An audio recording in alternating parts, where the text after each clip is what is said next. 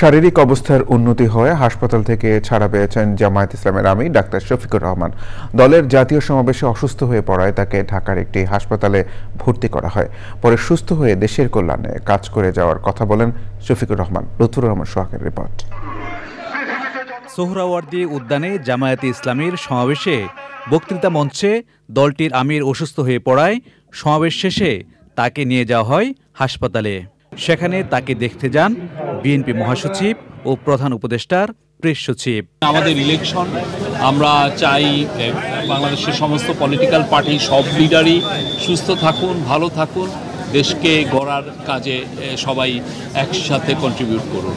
হাসপাতাল ছাড়ার আগে গণমাধ্যমের সঙ্গে কথা বলেন জামায়াতে ইসলামীর আমির। আলহামদুলিল্লাহ, আমি অনেক ভালো আপনাদের দোয়ায়। শুধু খারাপ লাগে যে এত বড় একটা আয়োজনে আপনারা সারাদিন ধরে ছিলেন। আমি জাতির জন্য আমার মনের কথাগুলো স্বাভাবিকভাবে তুলে ধরতে পারিনি, এটা আল্লাহর ইচ্ছা।